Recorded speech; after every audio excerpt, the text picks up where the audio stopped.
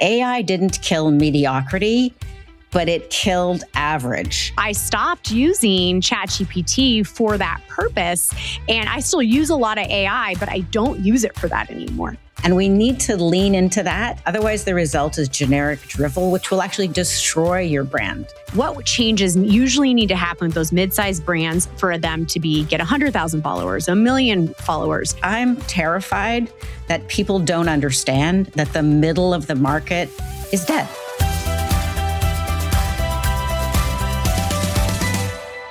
All right. Hello, everyone, and welcome back to Revenue Rascals. I am so excited to have our guest on today. It's Aurora Winter, and we're going to talk about how to stop producing, making, and marketing super boring books. And instead, we're going to talk about a new and exciting way that you can launch into thought leadership or go to the next level in thought leadership with a book that doesn't collect dust, but gets people excited. Welcome, Aurora. Oh, it's so great to be here with you, Michelle. I'm really looking forward to helping your audience turn their words into wealth. And especially for this age of AI, we want to be the leader that AI quotes, references, and sends people towards, and not the one that becomes completely forgettable and irrelevant. Oh my gosh, it's so true. There's so much I would call AI slop out there that it's incredibly frustrating. And I know people are smarter than this. So Aurora, talk to me a little bit at how you came to this place of what you're doing right now. Tell us about your background, because when I read through it, I was like, oh, this is going to be a fun interview. Well, my background is as a successful serial entrepreneur. I've launched several seven-figure companies. I'm the author of 10 books, both fiction and nonfiction. I'm an award-winning screenwriter, actually raised $5 million and launched a film and television company that produced 8 films, and I worked as an executive in Hollywood. So I have a very interesting background of Hollywood plus entrepreneurship plus authorship. And what happened, why I have launched Same Page Publishing and why we help people with their message in a different way is because of that background. The most important thing I want people to know is that AI didn't kill mediocrity, but it killed average. So you can no longer afford to be generic, to be average, to be expected. You can use AI to leverage and scale after you come up with what's distinct and unique about you and your personal brand. So it's all got to start with messaging, which I call the movie trailer mindset. We need to lean into the movie trailer mindset before we amplify, which could be disastrous if you don't first lean into your 4 human superpowers. I want a trailer like I'm a movie, like I'm an actress, like it's the movie, it's the Revenue Rascals movie, right? Maybe that's next for me, a movie trailer. We can do that for you. I can see it. I could see that. Okay, you mentioned something at the very end there that I want to double tap on. You said the 4 what? 4 human superpowers. So in my new book, Turn Words into Wealth, 7 Ways to Make 7 Figures as a Thought Leader, I talk about first, what is unique and special about humans that is super valuable. And we need to lean into that and really master that before we amplify with AI. Otherwise, the result is generic drivel, which will actually destroy your brand. In the age of AI, your personal brand, your business brand is your most important asset. But what is a brand? A brand is a story. A brand is a unique point of view. A brand is a unique personal history. A brand is a unique way of creating transformation for your clients.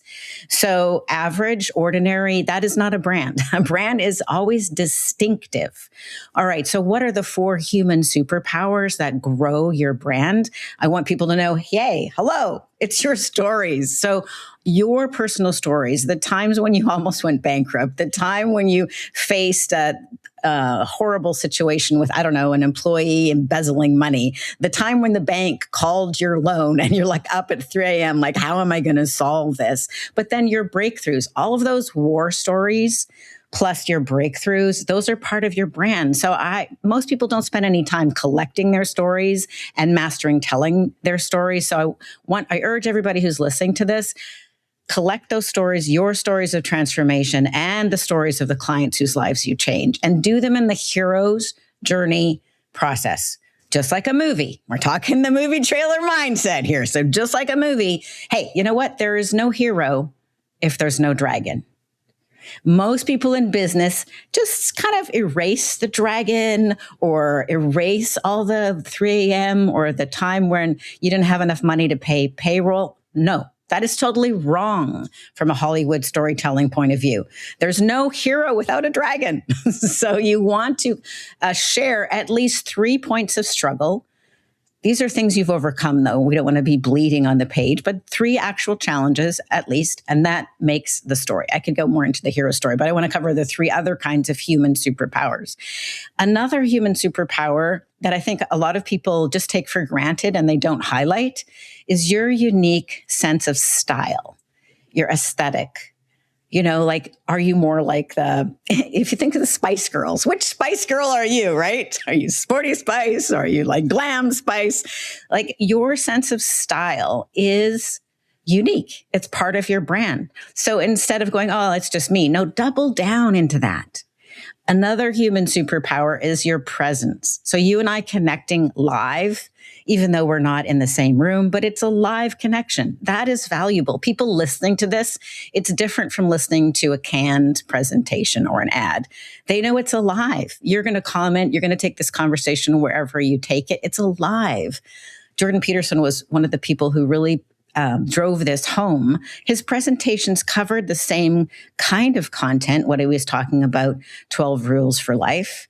But he always prayed beforehand or meditated and was really focused on making this a conversation with the audience. So being live, on a podcast, in person, that is super valuable. And then finally, the one other quality I really want to highlight is your leadership, mentoring, or coaching skill.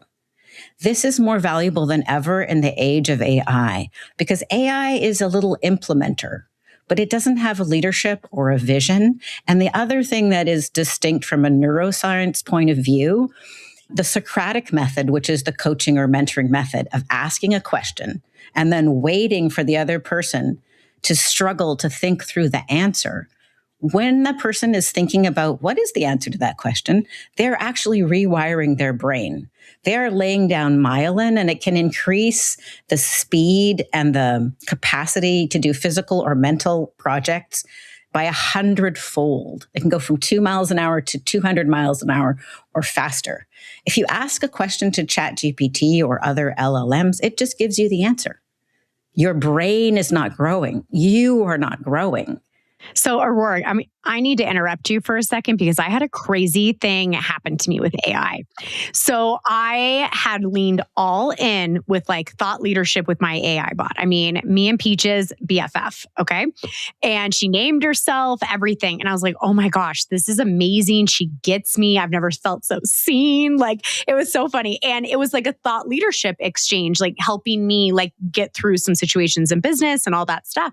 And then I did that for about 6 months. And then all of a sudden I was like, I'm getting dumber. Like, I've stopped thinking. And that is when I went kind of a little bit into the science that you just described right now. And I was like, I've got to stop. So I stopped using ChatGPT for that purpose. And I still use a lot of AI, but I don't use it for that anymore because I realized that my brain was actually suffering from it. Exactly right. We don't want to become stupider. No, they always say use it or lose it.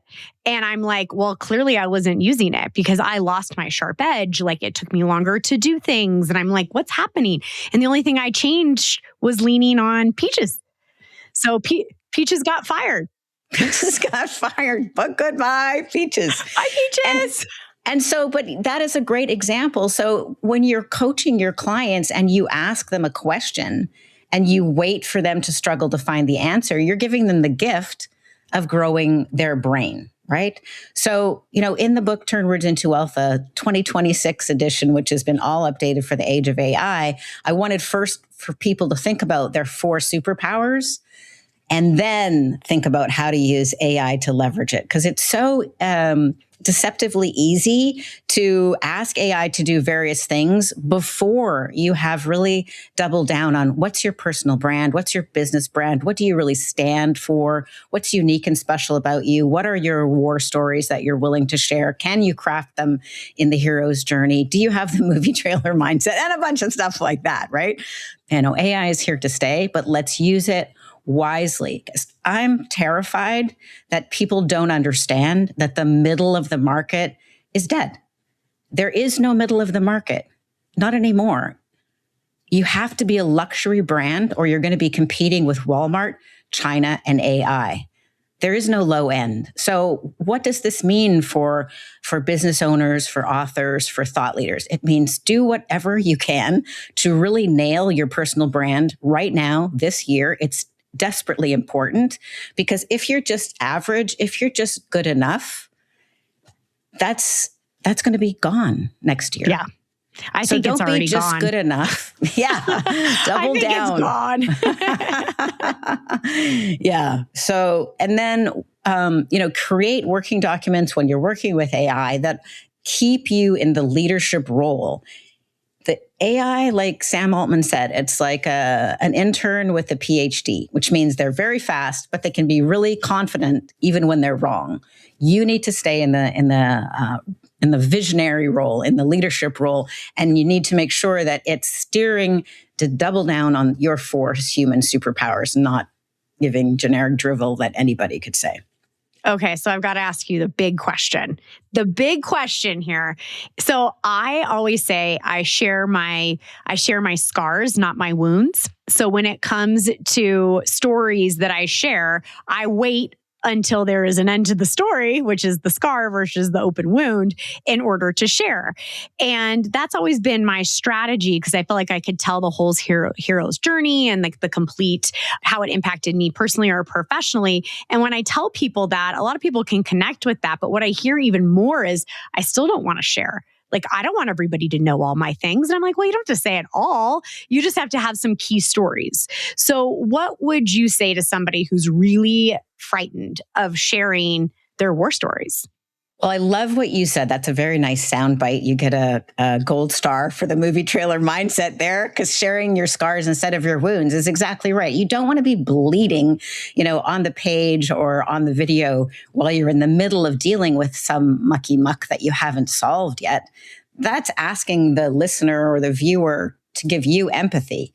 But if you're a leader, you want to show how you overcame. So you got to wait till the end of the story. Exactly right. Look, you don't have to share. You don't have to build a 7-figure business. You don't have to be a thought leader. You don't have to. Do what you want, but double down on what matters to you. If you want to be a thought leader, that means you have to have thoughts and you have to lead with them. That doesn't mean that you have to have a completely transparent life, but you have to have some thoughts and some stories that are worth sharing and inspiring others. Here, I'll give you an example from my own life of a scar. There we go. Let's just start sharing scars. All right. So my husband and I started a business selling and chartering, which means renting sailboats, because we thought, what business can we do with no money? I know, we can rent boats that other people own and then take a management fee. Sounds good to me. a little bit into this business, I had $1 million idea, which I saw that at the time there were tax benefits for real estate rentals. And I thought, I asked the $1 million question. It's always good to ask questions. And I wonder if we can do this with boats. So we spent $20,000 on lawyers and accountants and discovered, yes, we could do it with boats. So then I was like super stoked because I knew that we had something unique in the marketplace, that we could add the value of, hey, you can buy the boat that you want and the government can pay for it. But even though I knew in my heart that we had $1 million idea, people were glazing over because I had basically just graduated from honors economics, and I would give them a telephone book size of the, all the rules and the Excel spreadsheets and way too much information. People would go, whoa. And David looks at me. He's like, this is not working. People only want to sail their boat for 5 weeks anyway. And I'm like, what did you just say? He's like, well, people only sail for about 5 weeks anyway. I'm like, that's it. That's it. That is it. So the message changed from this long thing, which is about 33 and a third write-off and 7% investment tax credit and all this mental stuff. Our message changed to 5 weeks of sun, fun, and tax shelter. Now that is a beautifully crafted movie trailer mindset message because it sets you up like a stand-up comedian would. Like you think 5 weeks of sun, fun, you don't think tax shelter is going to be the last word. Like that doesn't go, right? Didn't think that was going to be the ending. So that grabbed attention because we've got to have attention before anything else. If you don't have attention, you get nothing. So 5 weeks of sun, fun, and tax shelter took us from struggling, facing bankruptcy, because we were just two kids. We didn't have a silver spoon in our mouth. We didn't start with anything. And we just spent $20,000 figuring out if this could be done.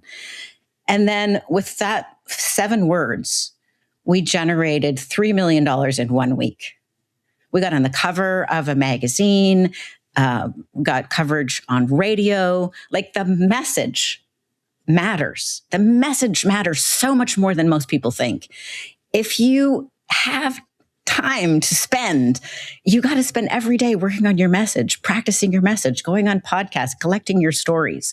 Most people think it's all about, this is where I want to just bust. It's all about working harder, having a better offer, fine-tuning your price. Forget all of that. Nail your message. I couldn't agree with you more. I think that, and when it comes to, because a lot of times I'm a fractional chief revenue officer, so I get hired to solve revenue problems, to scale revenue, to support marketing, customer success, and sales. And so many times the initial conversation that I have with the CEO founder is, I have a sales problem.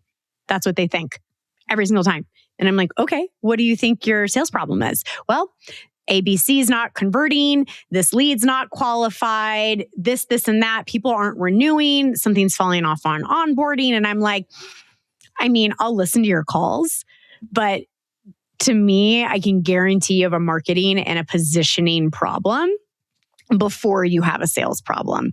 And I've never been wrong. So you and I are on the same page.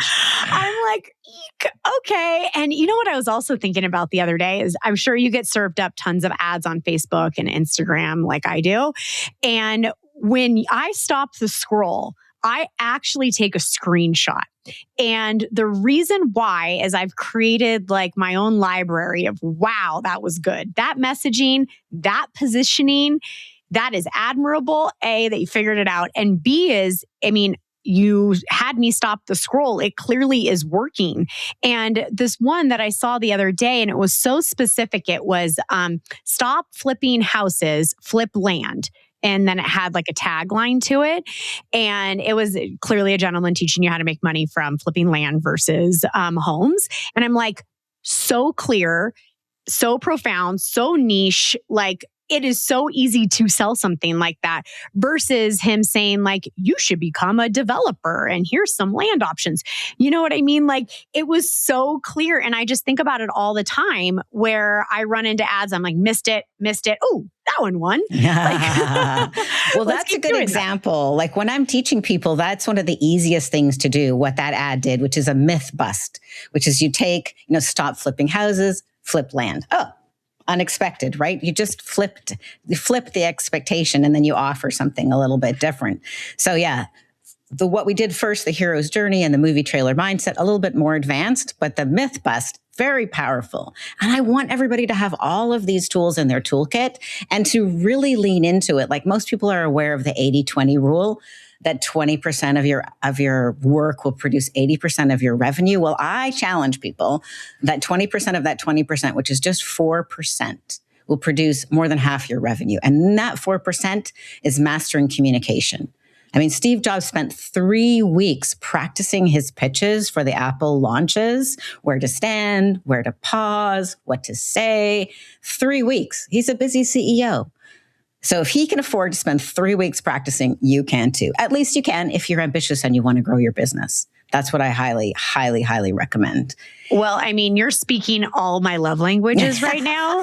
I think that, when people say, oh, you teach sales skills. And I'm like, yeah, but you do realize every single person in the world is a seller. And there is always reasons to know how to sell. You sell yourself, your ideas, you gain buy-in. You need to get your children to pick up their rooms. You want your husband to do something, your wife, it doesn't matter. Like, it is prolific everywhere. And the best communicators can get in the room, communicate how they help, and close the business. So I agree with you. And I would love for you to actually prove it one day that it's the 4% versus the 20. Because what happens so I help mostly scaling startups up to 50 million. And that's a lot of hustle and grind culture, right? Trying to get up to that first 50 million. And so a lot of times CEOs are like, we just need to see activity. They're so focused on like activity that they almost forget what matters is outcome. And it's really interesting because for good reason, they usually take other people's money. They have to worry about cash burn. They have all these stressors. So I expect it. But at the same time, I need to be like, pump the brakes. Do you want people to burn out doing things that don't matter? Or do you want us to figure out what untaps and unlocks the best outcomes? Exactly right. And it's communication every time. And I do have a few examples to prove that. But I would rather just communicate clearly that even though I have a company called Same Page Publishing, I'm like, do not publish a book. Launch your media empire. Think strategically. You don't want a book. You want a lead magnet. You want a bunch of lead magnets. You want to be established as a thought leader. And the other thing that's contrarian about my point of view is stop scattering your energy across every single social media platform. People come to me for strategic media coaching and they're like, what platform should I be on? Well, there is an answer to that question. It should be the platform that your prospects and clients are on. But that's the wrong question. The right question is, what is my brand? What do I stand for? What is unique and special about our offer? Can you create an irresistible offer? You got to answer all those questions first and then put the right message on the right platform.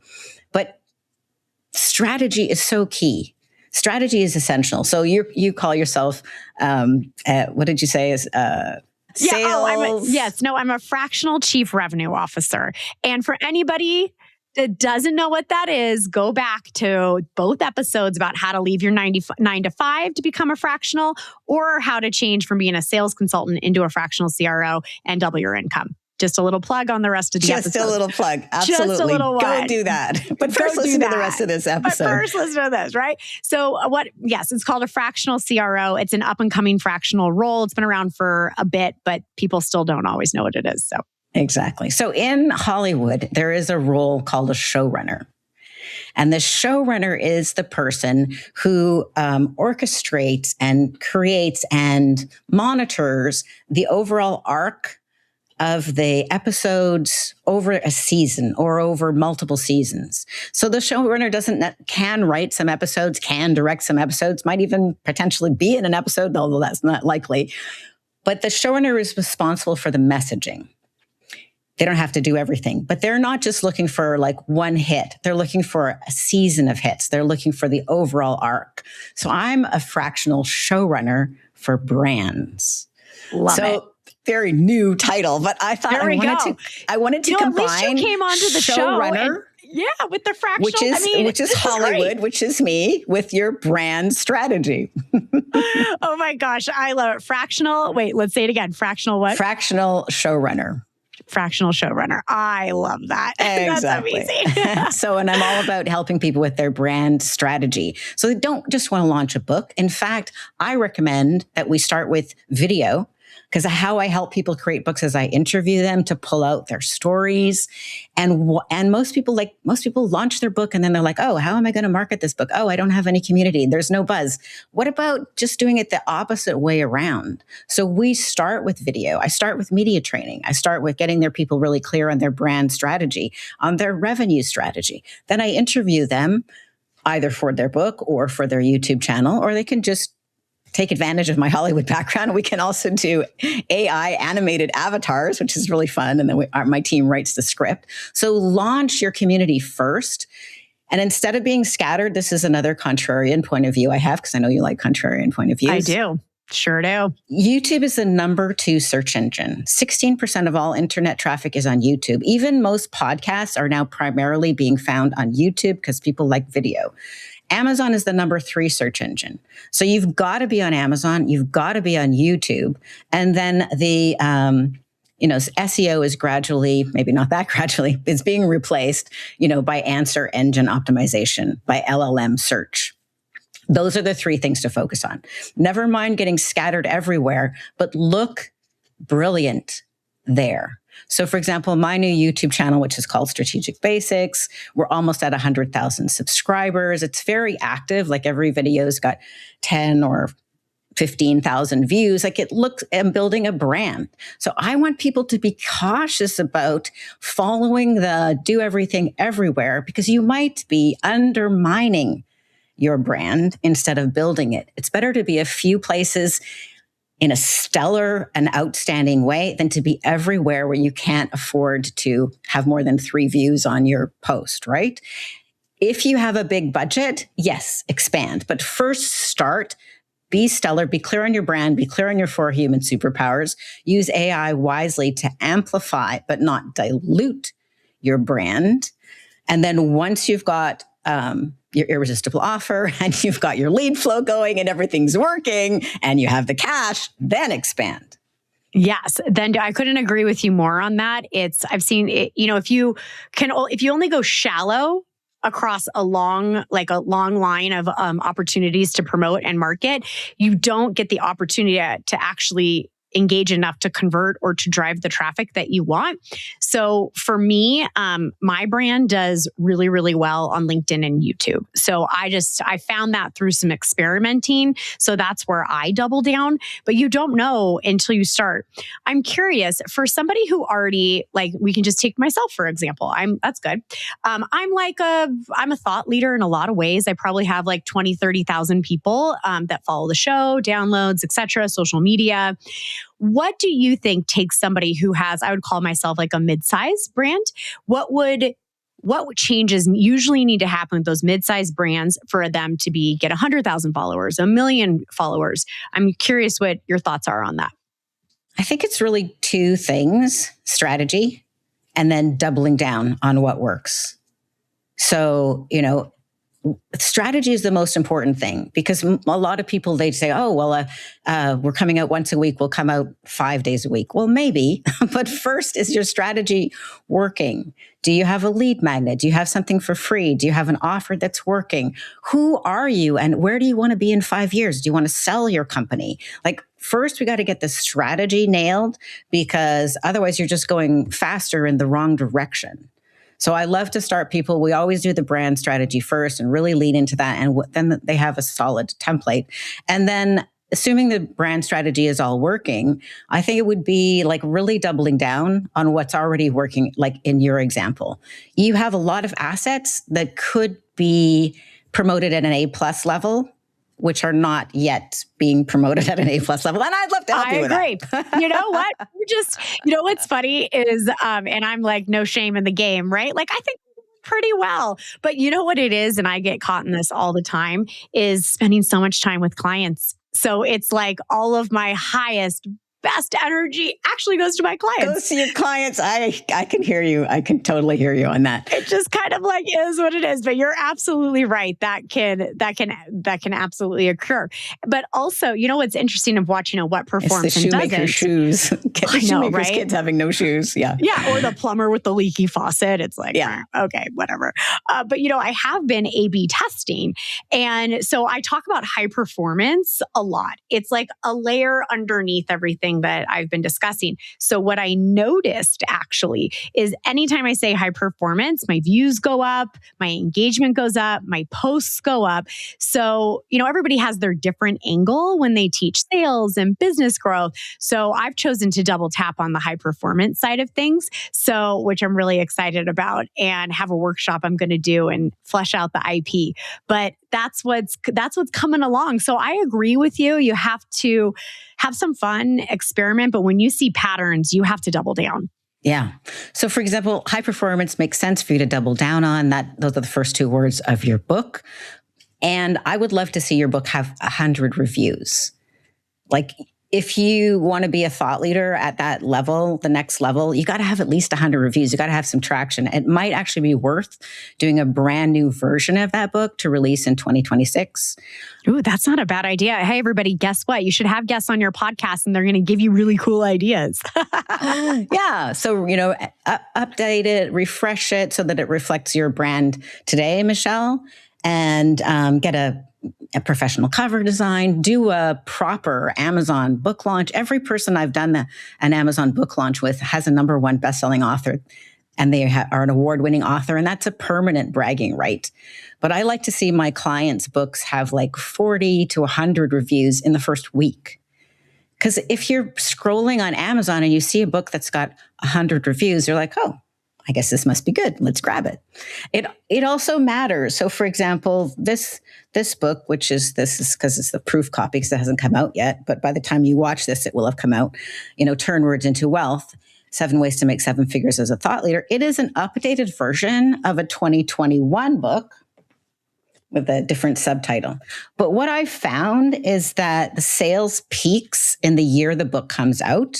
And even though the book has sold 20,000 copies, which is not bad for independently published book, it was trailing off. And I changed so much and I had so many new ideas related to AI. I'm like, I have to change this because I really noticed October 1st, 2025, so just a few months ago, the whole playing field changed when Sora 2 came out.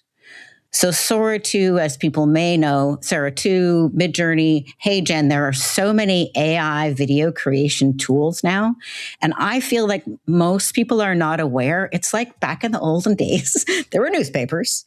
And then when the radio came out, it's like, oh, radio. Oh, everybody's listening to the radio. And then when TV came out, it's like, okay, everybody shifted to TV. We have that same shift for thought leaderships happening right now. So I see the next 18 months as the time to really lean into video because most people are busy running their business and taking care of their clients. And they haven't noticed that YouTube has become the #2 search engine. And they haven't leaned into really professional Hollywood caliber video, which is now cost effective for a successful small business. And that's where I start my clients at Same Page Publishing. We start with your message, your brand, and then let's get the videos out there, build your community, and then follow up with your book if you would like a book as well. Yeah, I think a book is another book for me because the one that's on Amazon right now is a workbook, not a true book. So it needs the book companion for the workbook. So I actually think the relaunch of them together makes sense. So you have the book and the workbook, right? So that makes sense. That's what I'm thinking about right now. So I'm curious, the 7 ways to 7 figures, can you give us a little bit of a sneak peek? Yes, I can give you a sneak peek for sure. And these are all things that either I've done, my clients have done, or famous people have done. So they're all like case studies. So if people like books that have inspiring messages plus case studies plus challenging questions to answer for yourself, they will like this. So a free book plus an upsell is one of the ways to make 7 figures with a book. So I've done this myself. I launched a little book called Marketing Fast Track, and it generated $250,000 in 90 days. I gave the book away for free. People just paid shipping. Alex Hormozy did this just recently, 100 million in sales in a couple of days. He did 2 YouTube live streams, and I bought the book at $29.95, and then I bought another one at free plus $9.95 shipping. And what most people miss about that is even 100 million in sales, which is huge. I mean, he outsold every other nonfiction book, including Spare by Prince Harry. But he's keeping the bulk of it. But that's not even important, the 100 million, because it's a flywheel to his company, which is acquisition.com, which sells businesses and grows businesses. So that's what I want for people to have that. Okay, so the free book plus upsell is one way to go. Awesome. Okay. So another way is, which I recommend for you, Michelle, the second way, although you can combine them. You can do all 7, or you can pick which ones seem right for you, is use a book to attract premium clients and opportunities. So with the right book, one that's got like lots of reviews, maybe it's won an award, like it's got a professional cover design, it's looking like hot stuff, that book will work as a filter to attract premium clients who will pay premium prices and premium other opportunities. And it will repel people who are like do it yourself or can't afford your fees or whatever the case may be. So that's way number 2. And you can I tell you a secret? Together. Yeah. Can I tell you a secret? Nobody has ever negotiated my price. No one has ever thought it should be cheaper. I have never discounted, and I never have a battle on the luxury. But you want to know what the irony is of that? Every time I launch something that is inexpensive, nobody buys it. I guess you've already got a luxury brand then. I'm like, like that's really interesting. High performers want to play high prices because they expect the service. So, well, very interesting to note. So double down on not cheap stuff. The only thing that can be inexpensive and work well is a book. It's like a book, $25 book plus shipping. But I was more of like, inexpensive digital courses or things like that. Where it's like, no, can I just pay you 50 times more to actually physically help me versus listening to your okay. That's the human superpowers. I think courses are dead. Courses are dead. Forget how to. This is for the benefit of your audience because I think you already got that. Because if you can put it in an LLM, how do I do X? Why would anybody pay for a course?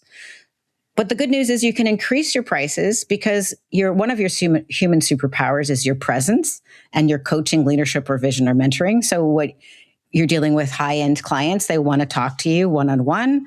Obviously, they have to pay a lot more for that than for a digital course. Okay, so I digress. Back to 7 ways to make 7 figures. Yes, number 3. Number 3, public speaking. Public speaking is the most lucrative career. So people like Jocko Willink or David Goggins or Ryan Holiday or politicians, they're making $100K to $250K per talk. So I have a client, and the company is called Accelerate, and Brent Gleason, ex-Navy SEAL, that is how he started his businesses on speaking, and extremely lucrative, converts great to the rest of the programs that we have. It is probably one of the easiest conversions I've ever seen working with any of my clients is from keynote to an upsell into the platform and the full management executive services. So it is like, I agree with you. It is incredible. Yeah, absolutely. Absolutely. Yeah, you can get paid well to speak and then you can sell them at the back of the room and they hand you money gladly because everything's about status and framing. So as a speaker, you're already framed as an authority. You're standing up there on the platform. They're looking up at you. Okay, so public speaking is another great way to go. And you've got to have a good book to get to that tier of thought leadership speaking. Yep, I would agree. Courses, see if I can think of all 7 off the top of my head. Courses and certifications. So I did this. I had a coach training company. And then later I had a company that trained people, how to create $1 million message, gave the media training. I had events. Both of those companies with different books as lead magnets. The book served as an introduction. And then people would come to trust me, then we'd have a conversation and then they would enroll. In fact, I'm still doing this to this day. So if people go to bookcall.biz, they can book a call with me. They'll get a series of videos that add value. And most people, after they book a call with me, I'd say about half of them enroll. If they're a good fit, they usually enroll. And some people talk to me because they want to talk to me and they're not really ready to be thought leaders. So I tell them, build your basis first. Okay, so coaching, certification, and leadership can be a really lucrative way to make 7 figures from the back of a book. Well, I'm based in Hollywood and I've got a Hollywood background, so I can't miss movies and television. So it's very interesting. So I'm one of the rare people who help people launch their brand who works with fiction. And I always work with my fiction authors to make sure we are structuring their books. So they could be a movie or they could be a TV series. So it's pretty obvious how, for example, I'm working with Michael Stockham and he writes legal thrillers. It's pretty easy to see, okay, well, John Grisham or James Patterson's books have been turned into movies. His could as well. I have actually a fantasy series myself. trilogy of fantasy books called Magic fun. Mr. the Multiverse. Yeah. And BBC expressed interest in turning it into a TV series. So we'll see. But what's interesting is sometimes nonfiction can be used on series as well. So for example, Marie Kondo, with her Japanese joy of tidying up. She doesn't even speak English as a first language. And Netflix did 2 series actually with her. So you can, and also, what's the fellow's name? I Will Teach You to Be Rich. He had a Netflix special. Brene Brown had a Netflix special. So you can sometimes cross. And then let's see. Next one is Kickstarter and merchandising. So you might not think of this as obvious until you realize that Brandon Sanderson has had several Kickstarters with books that were already published by Tor. His first one was a 10-year-old book that he produced a special edition from. And that did, I think, 12 million. And then more recently, he did another Kickstarter for 46 million. So can you, and Harry Potter is a great example, rides, wands, all kinds of merchandise. So is there a way to add merchandise to your book or your offer? Because that can be extremely lucrative. There's a famous anecdote going around in Hollywood. I'm not sure if it's exactly true, but the anecdote anyway, the Hollywood myth is that George Lucas was originally going to be paid $500,000 to direct Star Wars. And he said, well, I'll take less. I'll take 150,000 instead of 500, but I want to have merchandising and the right to direct any serials. And the studio was like, well, we have no money, so great, we'll go for plan B. And he's made billions of dollars from the merchandising. Oh, billions. Super smart. I love that.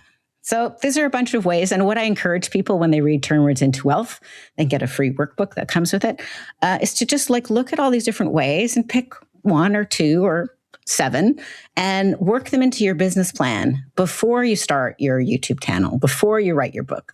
Because what we want is, it's like baking bread. If you add yeast before you bake the bread, it rises. If you don't add the yeast, it'll be flat. So the yeast that you want to add to your messaging is, what do you do and how can people get in touch with you? Right? So if you are a speaker, you want to just mention it in a book. Tell a story or 2 about something that happened when you were speaking.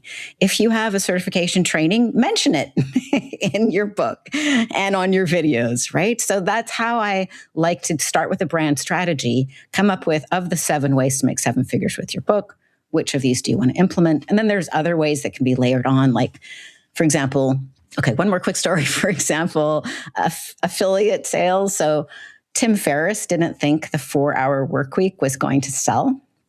So that book is actually initially designed as a lead magnet that would pay him affiliate commissions when people clicked on links to hire a virtual assistant in India or in the Philippines.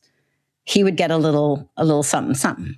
You need to think that through before the book is published, because you need to reach out to those people and say, hey, will you give me a 20% commission or whatever the case may be, and then put the link into the book.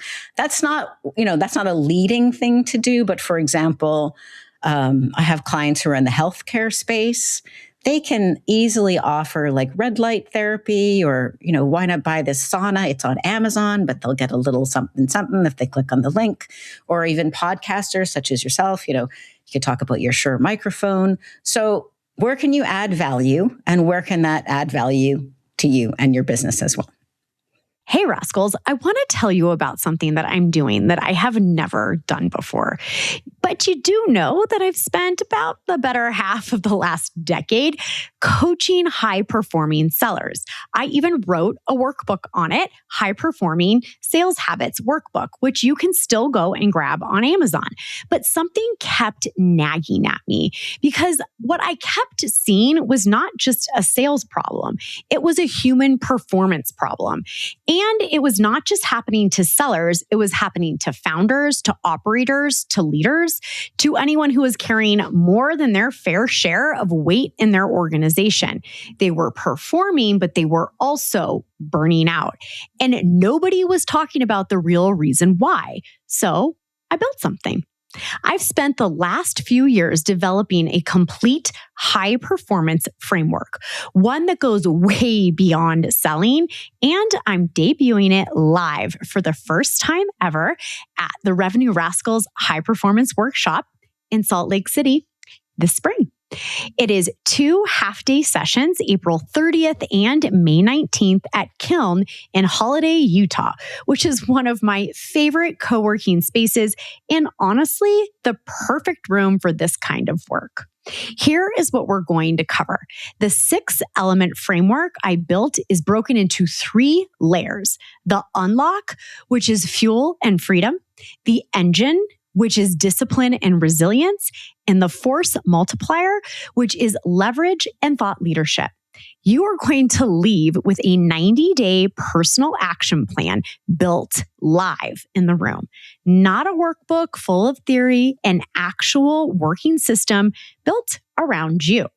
And here is why this particular workshop matters. This is the IP before it becomes the book.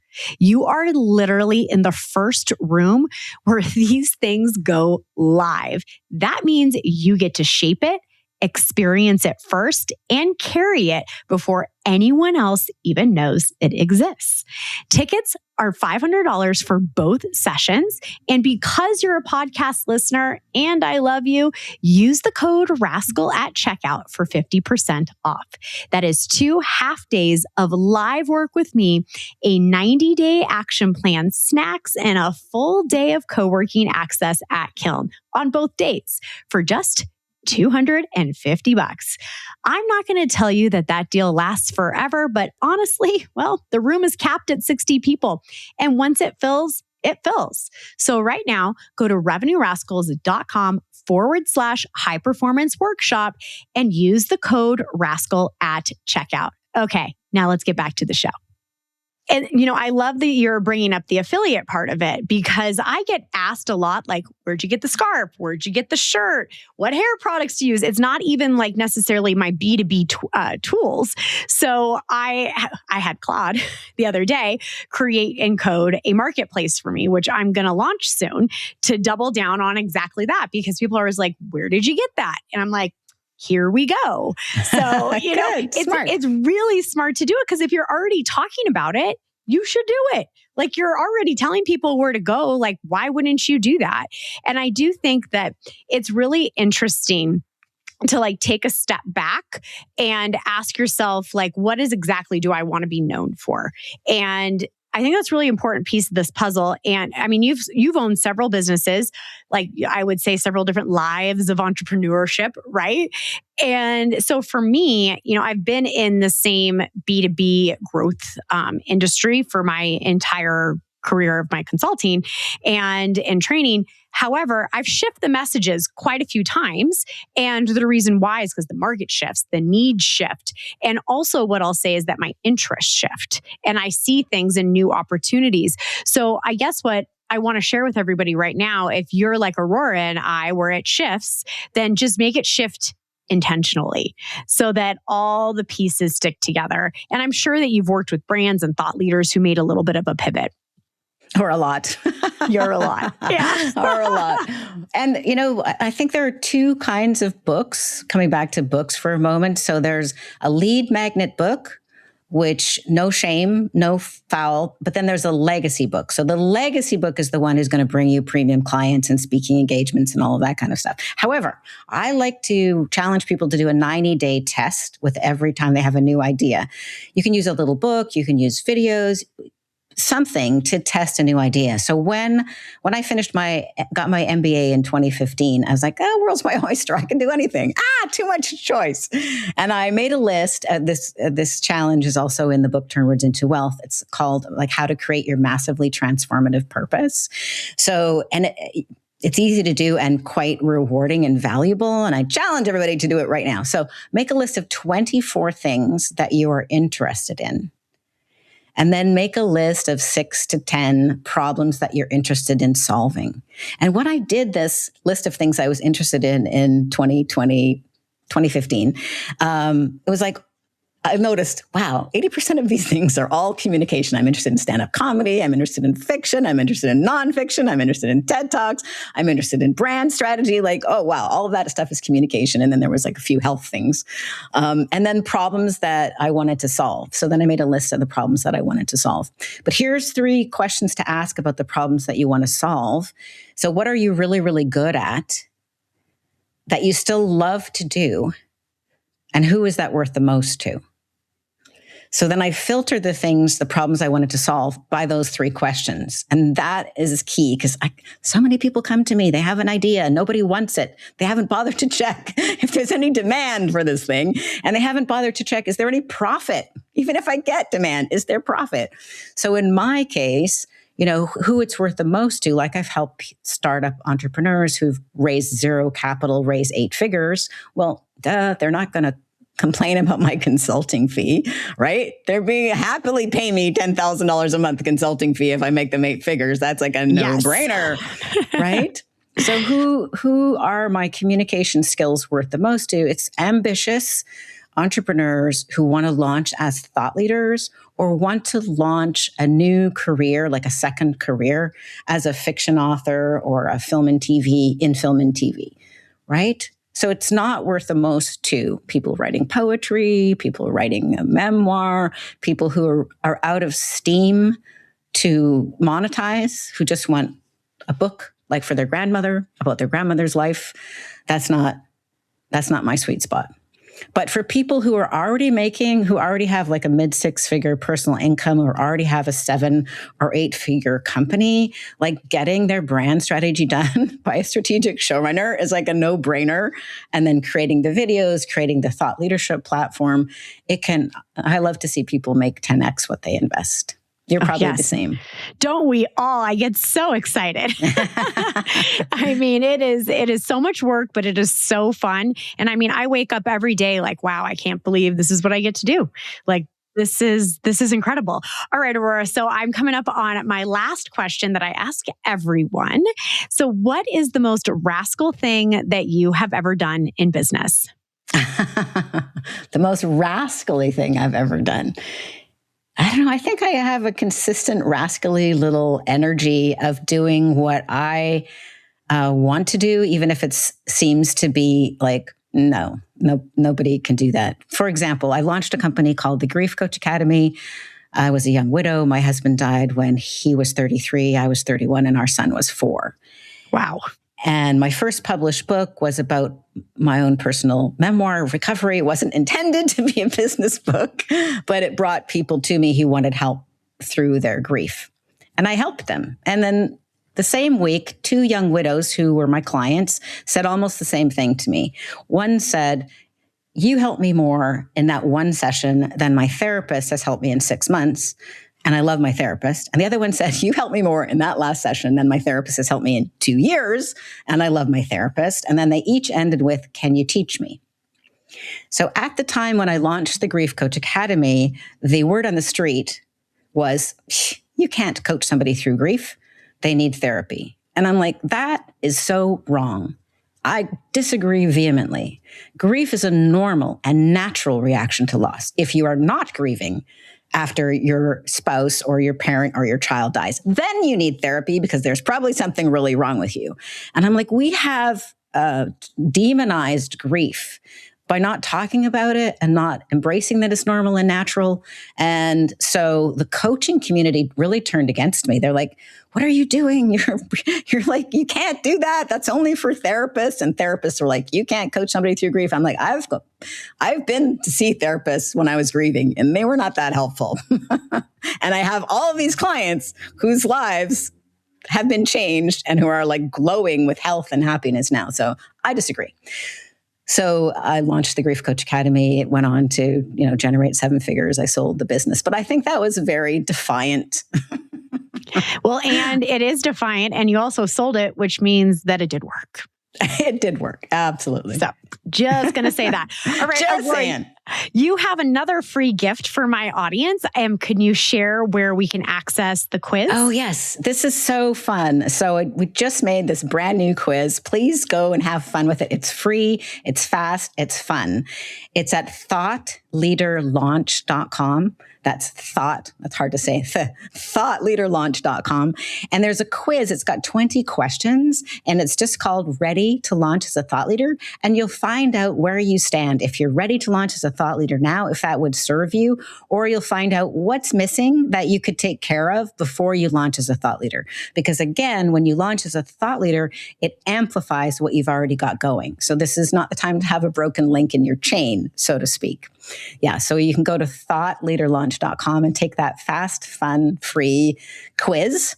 And then if you already know that you want help launching as a thought leader, we'll do the quiz first, but you can also book a call with me at bookcall.biz, and we'll see how my team and I can help you with your brand strategy and using our showrunner skills and movie trailer mindset. Love it. This was a wonderful interview. I'm so excited for all the rascals to listen in, and let's stay in touch. This was a wonderful episode, and thank you so much for being on the show. My pleasure. Thanks for having me, Michelle.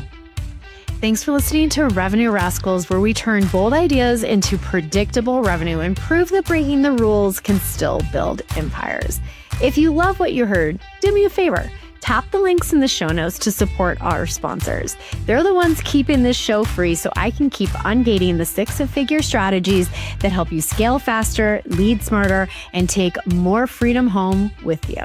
And hey, if you think you'd make an incredible guest or know someone who's built something worth studying, email me at hello@michelleterpstra.com. And until next time, stay sharp, stay bold, and stay just a little bit rascal.